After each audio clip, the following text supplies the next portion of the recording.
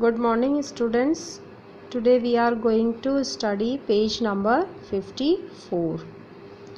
A change in which one or more new substances are formed is called a chemical change.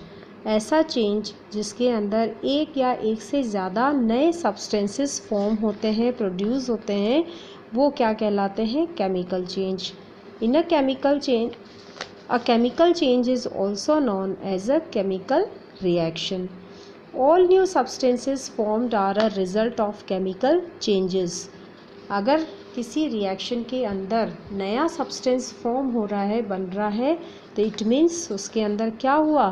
Chemical change हुआ. मतलब जो दो substance आपस में मिलकर रिएक्ट हो रहे हैं, जो नया सब्सटेंस फॉर्म हो रहा है, दोनों के इंटरनल स्ट्रक्चर में बहुत डिफरेंस है. बिल्कुल नया सब्सटेंस फॉर्म हो रहा है. Chemical changes play a very essential role in our lifes. जो केमिकल चेंजेस होते हैं हमारे लाइफ में बहुत ज़रूरी हैं. जैसे कि digestion of food in our body. हमारी बॉडी के अंदर खाने का जो डाइजेशन होता है वो क्या है? Chemical change. Ripening of fruits. कच्चे फलों से फलों का पकना एक डिफरेंट न्यू सब्सटेंस होता है. Fermentation of grapes is a few common example of chemical changes. Also, the end product of a chain of chemical reaction is a medicine. ठीक है, chain of chemical reaction. The end product of a chain of chemical reactions is a medicine. मतलब जो दवाइयाँ बनती हैं वो भी क्या होता है? केमिकल रिएक्शंस की एक चेन होती है जिसके बाद में मेडिसिन्स फॉर्म होती हैं. Chemical reactions are used to produce various useful materials such as plastics and detergents. जो प्लास्टिक और डिटर्जेंट्स बनते हैं जो या जिनका हम यूज़ करते हैं वो भी क्या होते हैं? केमिकल रिएक्शंस होते हैं जिनसे कि बिल्कुल नया मटेरियल या नया सब्सटेंस प्रोड्यूस होता है जो हमारे लिए बहुत यूज़फुल होता है. It is evident that a chemical change result in the formation of one or more new substances. In addition to a new product, the following may accompany a chemical change. Chemical change के अंदर जो result form होता है वो किससे बनता है? एक या एक से ज़्यादा जो सब्सटेंस आपस में मिलकर के केमिकली चेंज होता है, उनके इंटरनल स्ट्रक्चर के अंदर चेंज होता है और उनसे जो नया सब्सटेंस एक या एक से ज़्यादा नए सब्सटेंस फॉर्म होते हैं. In addition to new product. और वो बिल्कुल क्या होते हैं? एकदम नया प्रोडक्ट होता है. The following make accompany a chemical change. Chemical change के अंदर क्या क्या होता है? Production of sound. हीट मतलब साउंड का प्रोडक्शन होता है. जैसे कि दिवाली पर हम क्रैकर्स बर्स्ट करते हैं, पटाखे चलाते हैं तो आवाज़ निकलती है, वो क्या है? Chemical change. हीट, लाइट और any other radiation may be given of और एब्जॉर्ब्ड. जैसे पटाखे जब जलाते हैं तो उसमें से हीट निकलती है, बहुत तेज़ रोशनी निकलती है और क्या निकलता है? फ्यूम्स निकलती है, कुछ धुआं, उसमें से बारूद का धुआं निकलता है. A change in odour of the substance और a new smell may be given off. इसी तरह से जो स्मेल होती है उस सब्सटेंस का, जो स्मेल होता है, एक नया स्मेल उसमें फॉर्म होता है. जैसे कि कच्ची केरी की स्मेल बिल्कुल डिफरेंट होती है, लेकिन जब वो पक जाती है, जब वो आम बन जाता है तो उसका स्मेल बिल्कुल डिफरेंट होता है. Change in colour of the substance. कच्ची केरी का कलर हरा होता है लेकिन पकने के बाद उसका कलर हो जाता है पीला. Formation of gas. और क्या होता है? उसके अंदर गैस फॉर्म होती है. जैसे जब पटाखे चलाते हैं तो उसके अंदर से गैसेस निकलती हैं जो बहुत हार्मफुल गैसेस होती हैं. The burning of magnesium ribbon.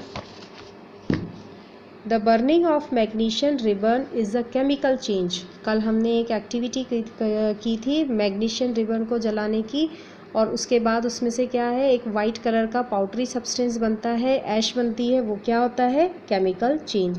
Similarly burning of coal, wood और leaves is also a chemical change. इसी तरह से कोयले को जलाना, लकड़ी को जलाना, सूखी पत्तियों को जलाना, ये भी क्या होता है? केमिकल चेंज होता है. In fact, burning of any substance is a chemical change. मतलब जो मोस्ट प्रोबेबली जो जितने भी सब्सटेंसेस को अगर हम जलाते हैं तो वो क्या होता है, केमिकल चेंज होता है। It can be said that heat is always produced in phenomena of burning. तो इससे हम कह सकते हैं कि जब भी कोई बर्निंग का फिनोमिना होता है या कोई भी बर्निंग का प्रोसेस होता है उसके अंदर हीट प्रोड्यूस होती है। Firing of crackers is a chemical change. पटाखों को जलाना chemical changes such an explosion simultaneously produces।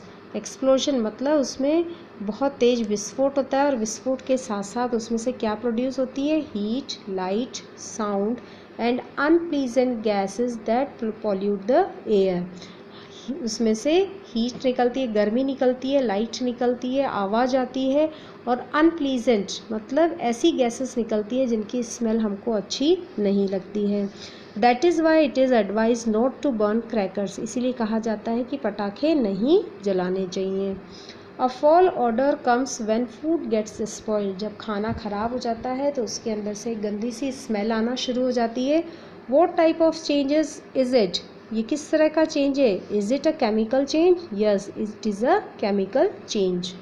मतलब जो खाना होता है उसके अंदर कुछ बैक्टीरिया उसमें ग्रो होना स्टार्ट हो जाते हैं और वो खाना ख़राब हो जाता है और उसको वापस हम फ्रेश फूड के अंदर चेंज नहीं कर सकते हैं।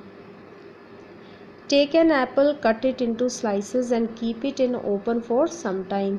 एक एप्पल लेंगे, उसको स्लाइसेस में काट देंगे और उसको थोड़ा ओपन ही उसको थोड़ी देर हम रख देंगे। You will observe that slices of an apple acquire a brown color if not consumed immediately। अब इन कटे हुए एप्पल्स को अगर हमने तुरंत ही नहीं खाया तो उसमें क्या होगा, एक ब्राउन कलर उसमें आना स्टार्ट हो जाएगा। Repeat the same activity with a potato slice और ब्रिंजल। ये सेम एक्टिविटी हम बैंगन के साथ में और आलू के स्लाइसेस के साथ करेंगे। In these cases the change of colour is due to the formation of new substance. अब ये यहाँ पर ये ब्राउन कलर का कलर क्यों आया एप्पल के अंदर या ये ब्रिंजल के अंदर? Because of chemical change. Are these changes a chemical change? क्या ये केमिकल चेंज है? बिल्कुल ये केमिकल चेंज है, क्योंकि जो एप्पल के अंदर का जो आयरन एलिमेंट था वो एटमॉस्फेयर की ऑक्सीजन के साथ में रिएक्ट हो जाता है और कुछ ऐसे सब्सटेंसेस बनाता है जिसकी वजह से वो ब्राउन कलर आ जाता है। A protective shield. You must have heard about ozone layer in our atmosphere. आपने हमारे एटमॉस्फेयर में एक ओजोन लेयर के बारे में पढ़ा होगा। This layer protect us from the harmful ultraviolet radiation of the sun. ये ओजोन लेयर हमको सूरज की अल्ट्रावायलेट रेडिएशन से बचाती हैं। ये अल्ट्रावायलेट रेडिएशन सूर्य की पराबैंगनी किरणें बहुत हार्मफुल होती है जो हमारे लिए बहुत नुकसानदायक होती है। This radiation is absorb by ozone and break down to oxygen. ये जो रेडिएशन होता है ये ओजोन एब्जॉर्ब कर लेता है और उसको ऑक्सीजन के अंदर ब्रेक डाउन कर देता है। Oxygen is different from ozone. Is breaking down of ozone a chemical change? The ultraviolet radiation would reach on the surface of the earth if not absorbed by ozone। अगर इन ultraviolet rays को ozone की layer absorb नहीं करती है तो क्या होता है, ये अल्ट्रावायलेट रेडिएशंस अर्थ की सरफेस तक पहुंच जाती है। अगर ओजोन इनको अब्जॉर्ब नहीं करती तो ये धरती तक पहुंच जाती है। The ultraviolet rays are harmful for us. और अगर ये धरती तक पहुंच गई तो ह्यूमन बींग्स के लिए बहुत हार्मफुल होती है, हानिकारक होती है, and other life forms as well. और भी जो दूसरे लाइफ होती है, जो एनिमल्स होते हैं, प्लांट्स होते हैं, उनके लिए भी ये ऐसे ही हार्मफुल होती है। Against this radiation ozone act as a natural shield. अब इस अल्ट्रावायलेट रेडिएशन से हमें या अर्थ के जो लिविंग बीइंग्स हैं उनको बचाने के लिए जो ओजोन होती है वो एक प्रोटेक्टिव शील्ड का काम करती है।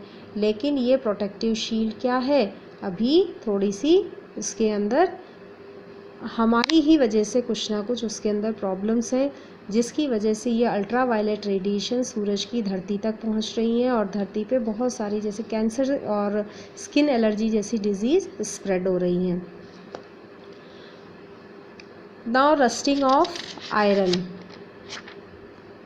इसको हम नेक्स्ट क्लास में पढ़ेंगे।